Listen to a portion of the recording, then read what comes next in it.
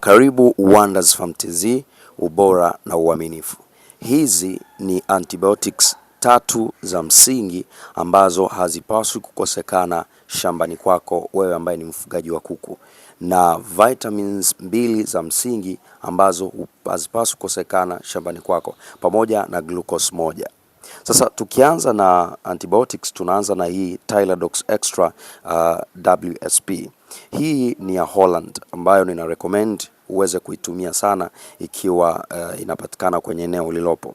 Otherwise unaweza ukatumia Tyladox nyingine, lakini Tyladox Extra it is very powerful and this is my recommendation. Hii ni kwa ajili ya mafua. Kuna mafua yanaweza kuwapata kuku, wakati mwingine anakuwa kama anakohoa, wakati mwingine anakuwa anatoka kama makamasi kwenye pua zake au majimaji. Sasa this is very powerful. Ndani ya siku 2, 3 mpaka 5 tu. Ndani ya siku 3 Tyladox Extra inaweza kufanya matibabu kamili kabisa kwa kuku wako. Usisubiri mpaka kuku waumwe ndio ununue dawa. Hizi unapaswa kuwa nazo shambani in any case. Na ukiwa umeona dalili kwa kuku mmoja, ni muhimu kumtenga ukiwa unamtibu na ukawatibu wale wengine wote pia, kwa sababu inawezekana wameshapata maambukizi lakini bado hajaanza kuonekana kwa ukubwa.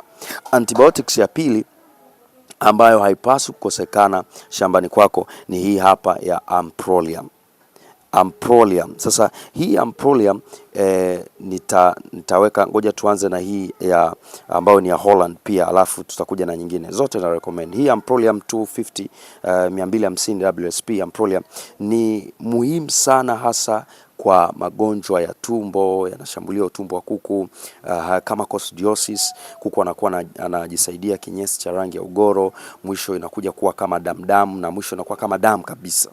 Sasa kabla hajafikia hiyo hatua, na hata kama amefikia hiyo hatua, Amprolium it is very powerful, na ukiitumia ndani ya siku 3 tu utaanza kuona kuku wako wamepona kabisa.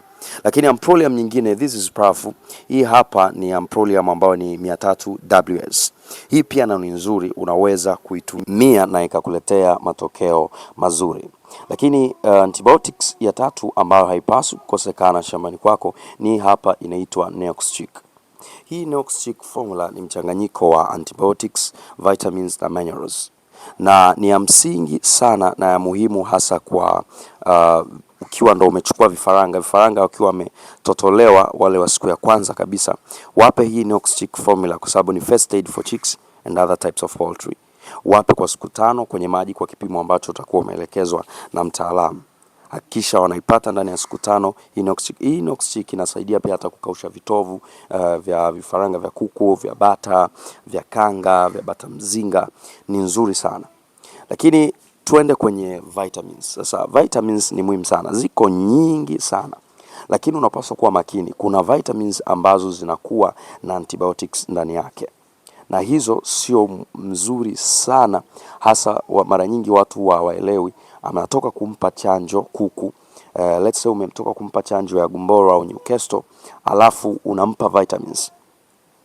Wewe haujui kumbe ile vitamins unayompa ina antibiotics ndani yake, na ni hatari sana. Kwa hiyo unatakiwa uchague vitamins ambazo hazina antibiotics ndani yake. Vitamins ya kwanza kabisa ambayo ni very powerful na recommend, ni nzuri sana, ni hii vitamins ya Amintoto. Amintoto iko na amino acid, vitamins, stress element complex. Ni nzuri sana. Lakini vitamins ya pili ni Topvit.